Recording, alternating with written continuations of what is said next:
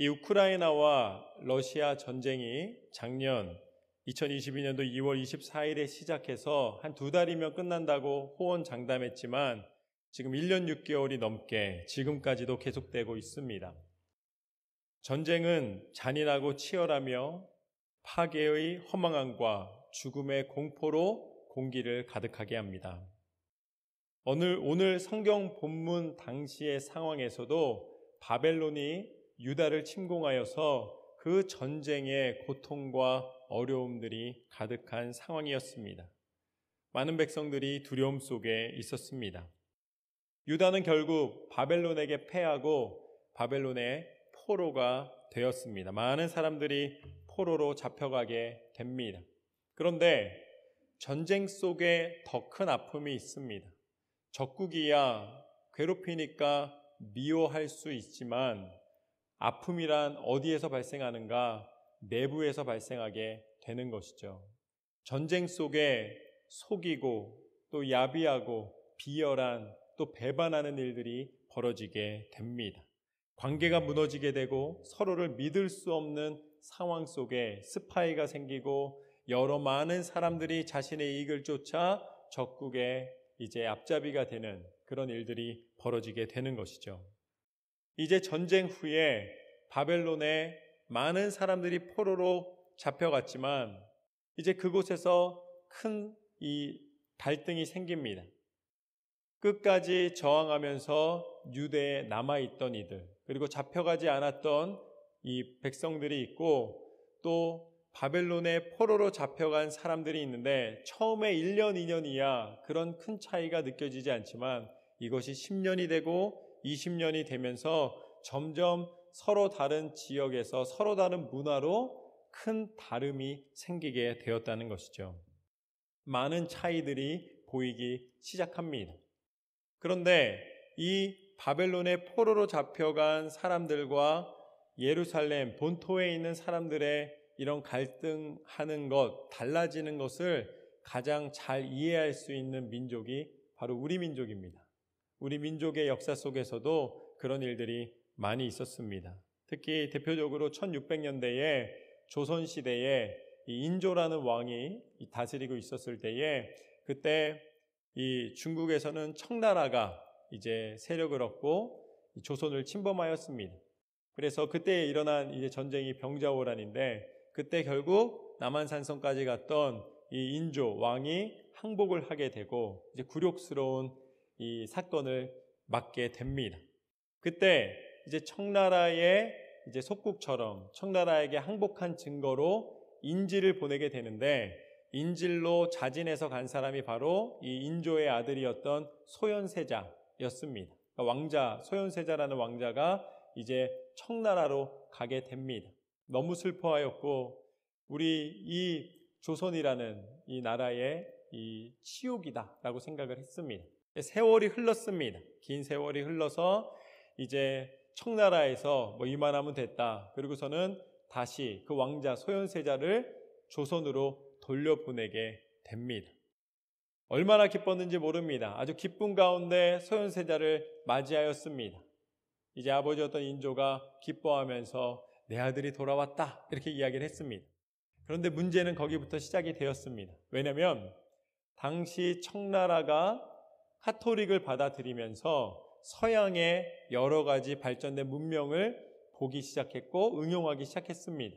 그리고 소현세자는 그곳에 인질로는 있었지만 그곳의 문화를 보면서 이렇게 발전하는 것을 내가 조선으로 돌아가면은 꼭 조선에서도 활용해야겠다 생각을 하고 있었습니다. 그래서 오자마자 청나라를 받아들이고 마치 청나라의 앞잡이가 된 것처럼 청나라에 들어온 서양 문명들을 받아들여야 된다라고 이 아버지 인조에게 이야기를 하였습니다.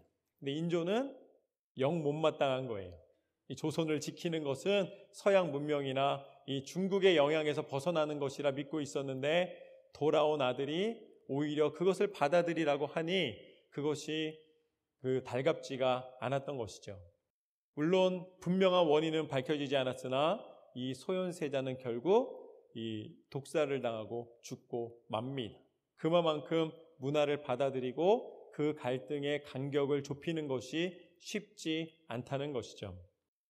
그렇다면은 오늘 이렇게 바벨론에 가 있는 유대인들, 그리고 또 예루살렘에 남아서 유대의 전통을 지키고 있다고 믿었던 유대인들, 이 둘 사이에 문화적 차이가 있을 때에 오늘 말씀을 기록하는 에스겔은 어디에 있었을까요? 에스겔은 집에 있었다고 말씀하시는 분들 계신데, 에스겔은 바벨론의 포로로 잡혀가 있었습니다. 그렇기 때문에 바벨론에 있는 유대인 그 무리와 함께 있었던 것이죠. 하나님께서는 그 에스겔에게 임하셔서 이제 선지 활동을 하게 하십니다. 오늘 본문 말씀의 15절 말씀이 바로 에스겔을 통해 하나님이 이 상황에 대해 이야기해 주시는 장면입니다. 15절을 보면, 인자야 예루살렘 주민이 내 형제 곧 내 형제와 친척과 온 이스라엘 족속을 향하여 이르기를 너희는 여호와에게서 멀리 떠나라. 이 땅은 우리에게 주어 기업이 되게 하신 것이라 하였나니. 에스겔이 이렇게 이야기를 합니다. 여기에 에스겔이 내 형제, 이 내 친척들이라고 표현하고 있는 것은 함께 바벨론 땅에 이주한 유대인들입니다. 그러니까 예루살렘에 있는 유대인들이 바벨론의 포로로 오랜 세월 살아간 유대인들에게 뭐라고 이야기하냐면 너희는 하나님에게서 멀리 떠나라, 이렇게 얘기를 하는 거예요.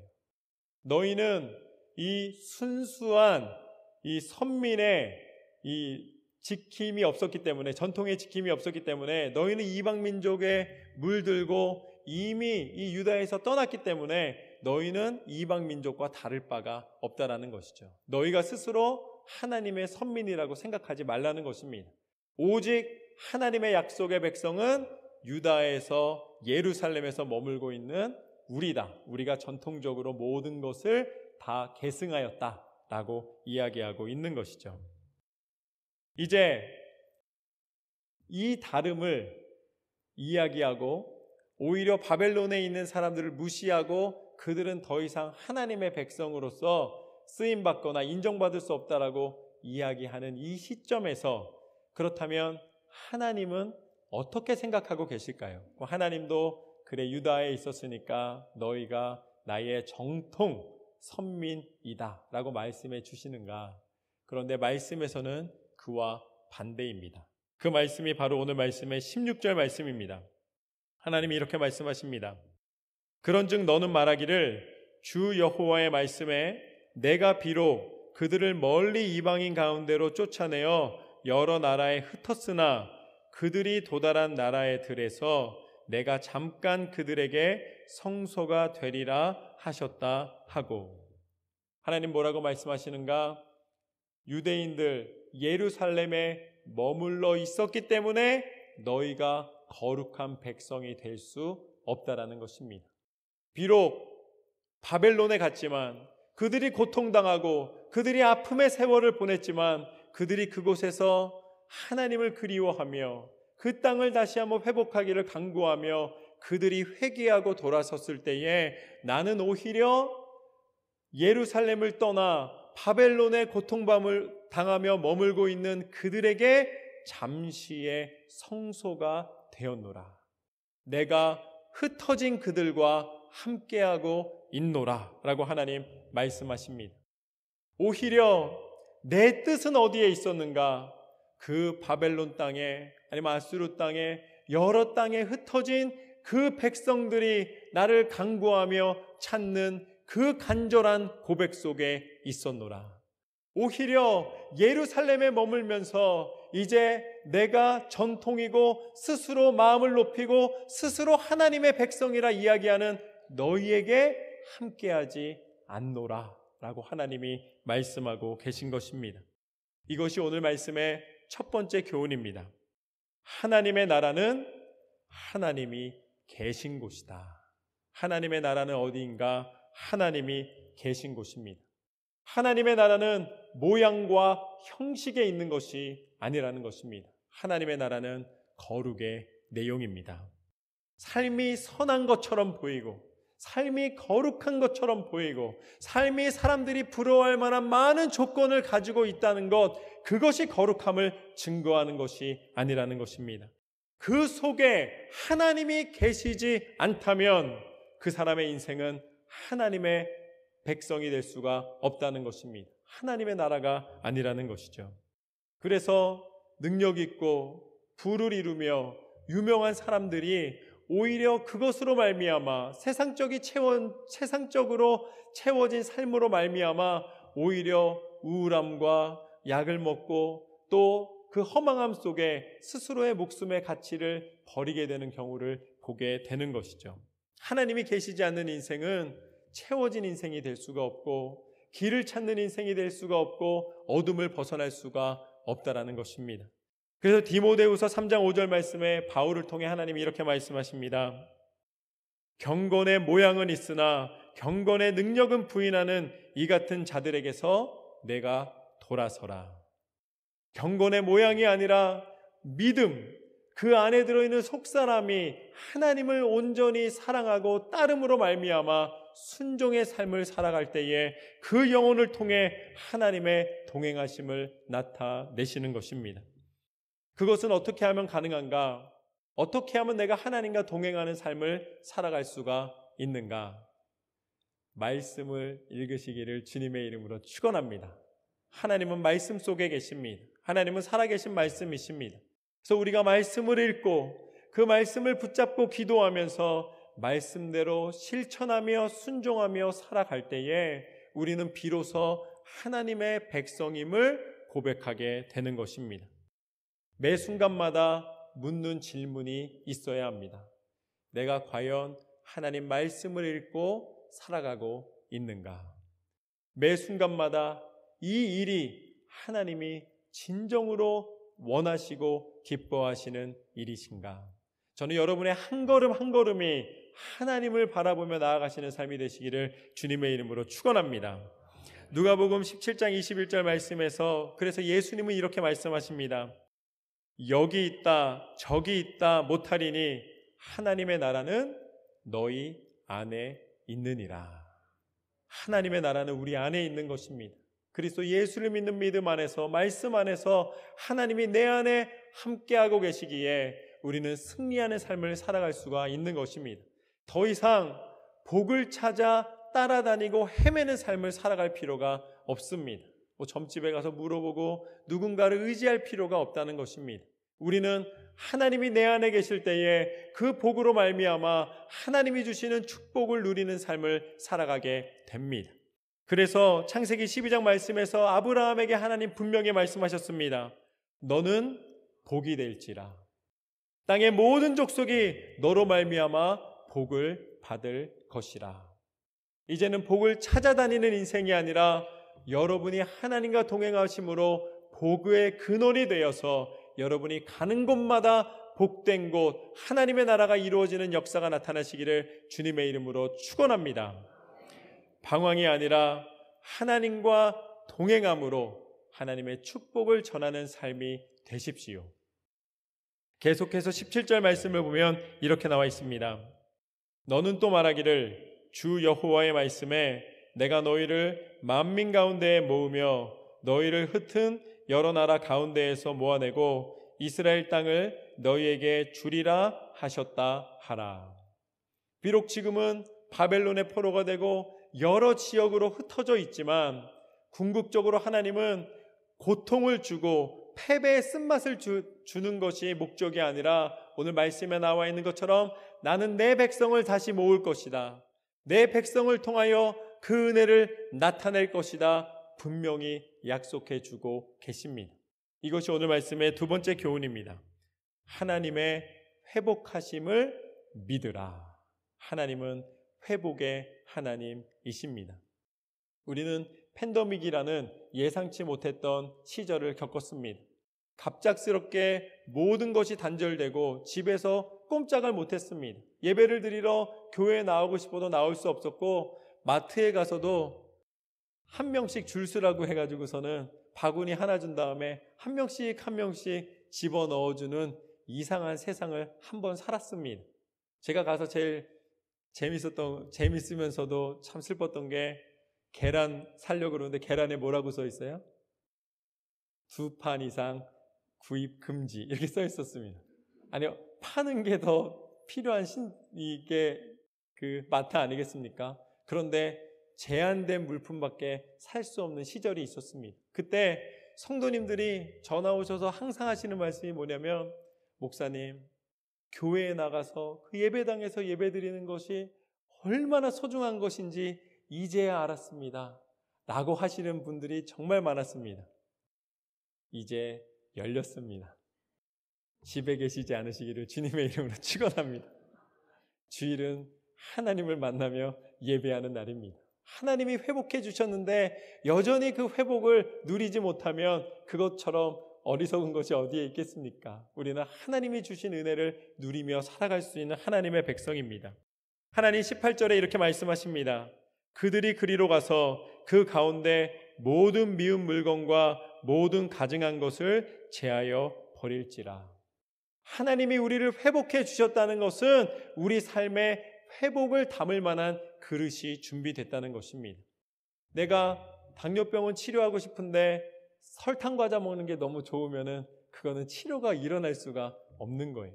우리가 하나님의 거룩한 백성 되고 회복을 맛보기를 간구하고 있으면서 여전히 우상을 섬기고 여전히 내 기준이 앞선다면 그것은 회복된 삶을 누릴 수 있는 상태가 아니라는 것입니다. 여러분의 마음에 하나님을 사모하는 마음으로 세상의 어둠과 세상의 우상과 세상적인 욕심을 버리고 이제는 하나님의 거룩하심을 바라보는 삶이 되시기를 주님의 이름으로 축원합니다. 하나님은 여러분이 바라는 것을 채워주시는 하나님이십니다. 여러분이 거룩한 것을 바라며 하나님의 은혜를 구할 때에 후히 주시고 넉넉히 베푸시는 하나님이신 줄로 믿습니다. 하나님은 회복의 하나님이십니다. 그 하나님께서 약속하여 주십니다. 19절 말씀과 20절 말씀을 보면 이렇게 나와 있습니다. 내가 그들에게 한 마음을 주고 그 속에 새 영을 주며 그 몸에서 돌 같은 마음을 제거하고 살처럼 부드러운 마음을 주어 내 율례를 따르며 내 규례를 지켜 행하게 하리니 그들은 내 백성이 되고 나는 그들의 하나님이 되리라. 할렐루야. 이것이 오늘 말씀의 세 번째 교훈입니다. 나는 너의 하나님이 되리라. 아멘. 하나님은 우리를 사랑하십니다. 그래서 우리가 당신의 백성 되기를 원하십니다. 그리고 오늘 말씀처럼 내 백성 삼겠노라 말씀하고 계십니다. 하나님의 백성이 됐을 때, 하나님 안에 거하게 되었을 때에 우리에게 하나님은 무엇을 허락하여 주시는가? 오늘 말씀의 첫 번째로 뭐라고 말씀하시냐면 새 영이 임할 것이다 말씀하십니다. 새 영을 부어주신다고 말씀하십니다. 하나님의 영, 예수 그리스도의 영, 성령께서 우리 가운데 임하여 주십니다. 하나님의 나라가 우리 가운데 임하였을 때 하나님과 동행하는 사람은 성령님의 도우심을 구하며 성령님의 도우심을 받으며 살아가는 사람입니다. 그래서 사도행전 1장 8절 말씀을 보면 오직 성령이 너희에게 임하시면 너희가 권능을 받고 예루살렘과 온 유대와 사마리아와 땅끝까지 이르러 내 증인이 되리라 하시니라. 성령이 임한 사람은 내 삶의 욕심에 갇혀있는 사람이 아니라 땅끝까지 이르러 복음을 증거하는 사도행전적 삶을 살아가게 됩니다. 선교와 전도와 복음의 능력을 선포하는 일에 머뭇거리지 않는다는 것입니다. 성령이 임하셨을 때 더 이상 내 힘과 내 재능과 내 능력을 과시하는 것이 삶의 목표가 되는 것이 아니라 예수 그리스도의 살아계신 그 생명의 말씀을 증거하며 예수 그리스도의 구원의 복음을 증거하는 일에 기쁨을 누리게 되는 것입니다. 그리고 내가 상상할 수 없는 지경을 밟으며 세계 민족 가운데 그 복음의 능력을 선포하게 됩니다. 이 놀라운 비전에 쓰임 받으시기를 주님의 이름으로 축원합니다. 그리고 하나님께서 또한 뭐라고 말씀하시는가? 돌 같은 마음을 제거하시고 부드러운 마음을 허락하여 주시노라. 사람의 권면, 사람의 교훈, 이것으로는 돌같이 굳어진 마음을 풀어낼 방법이 없습니다. 여러분, 누군가의 마음이 닫혔을 때 말로 열어본 적 있으십니까? 안 되더라고요. 사람의 말로 아무리 설득을 해도 되지가 않습니다. 오히려 더 냉정해지고 더 닫혀지는 것이 사람의 마음입니다. 혹시 이 시간 누군가를 평가하며 누군가를 미워하는 것 때문에 마음이 돌처럼 굳어진 분이 계시면 하나님께서 그 마음을 풀어주기를 원하십니다. 그것은 말씀의 능력으로만 가능합니다. 하나님의 살아계신 말씀이 임하셨을 때에 오늘 이 약속의 말씀처럼 그 돌 같은 마음을 제거하여 버리고 하나님의 부드러운 마음을 허락하여 주시리라. 우리 한번 가슴에 손을 대고 저를 한번 따라 하시겠습니다. 너는 내 백성이 되고 나는 너의 하나님이 되리라. 조금 더 가슴을 누르면서 한 번 더 하겠습니다. 너는 내 백성이 되고 나는 너의 하나님이 되리라. 할렐루야. 말씀의 능력이 여러분 안에 있는 돌 같은 마음들을 다 없이 하여 주신 줄로 믿습니다. 그리고 말씀의 능력으로 여러분을 백성 삼아 주신 하나님의 은혜가 임하여서 여러분이 아주 부드러운 사람이 되게 하신 줄로 믿습니다. 우리 한번 옆에 사람을 보십시오. 하나님의 말씀이 선포되고 나니까 얼마나 부드러운 표정이 되었는지. 하나님께서는 그 마음 가운데 임하여 주시고 굳었던 마음, 당팍했던 마음, 공격적이던 마음이 변하여 하나님 말씀 가운데 선함과 은혜를 누리는 마음이 되게 하여 주셨습니다. 그리고 마침내 바벨론의 포로에서 다시 회복시키시사 유다가 예루살렘으로 돌아와 그곳에서 많은 백성들이 하나님의 백성임을 감사하며 찬송하게 만들어 주셨습니다. 그리고 이 신실하신 약속은 유다의 회복으로 끝내지 않으셨습니다. 온 인류를 향한 하나님의 구원의 계획이 선포되고 성취되었습니다. 그분이 누구신가? 그분이 바로 예수 그리스도이십니다. 예수님께서 이 땅에 우리와 똑같은 육신을 입고 오셔서 온 인류의 죄를 대신하여 십자가 위에서 물과 피를 다 쏟으시기까지 죽기까지 포기하지 않으심으로 우리를 살리셨습니다. 예수님 마지막에 뭐라고 말씀하시는가? 다 이루었다. 그것은 무엇을 선포하는 것인가? 나는 너의 하나님이 될 것이다. 너는 나의 백성이 될 것이다. 그 신실하신 약속을 하나님이 이루어 주신 것입니다. 그 놀라운 사랑은 멈추지 않았습니다. 그리고 다시 부활하시사 부활의 능력이 되셔서 그 이름의 권세를 믿는 자마다 하나님 나라를 이 땅 가운데 이루어 주시며 천국의 소망으로 승리케 하여 주신 줄로 믿습니다. 우리는 날마다 하나님을 바라보며 승리하는 주의 백성이 되었습니다. 할렐루야. 이 은혜를 누리시기를 주님의 이름으로 축원합니다. 오늘 우리는 말씀을 통해 세 가지의 은혜를 나누었습니다. 첫 번째, 하나님의 나라는 하나님이 계신 곳이다. 하나님이 여러분 안에 거하신다는 그 신실하신 약속을 믿고 하나님과 날마다 동행하시기를 주님의 이름으로 축원합니다. 두 번째, 하나님의 회복하심을 믿으라. 하나님은 여러분의 기도를 들으시는 하나님이시며 회복의 하나님이십니다. 치료하시며 강건케 하시며 그 소원을 이루시는 하나님 앞에 날마다 기도 가운데 승리하시기를 소망합니다. 마지막으로 나는 너의 하나님이 되리라. 하나님의 말씀이 임한 곳에 돌같은 모든 마음이 사라지고 부드러운 마음, 넉넉한 마음, 예수 그리스도의 사랑의 마음으로 날마다 승리하시기를 주님의 이름으로 축원합니다.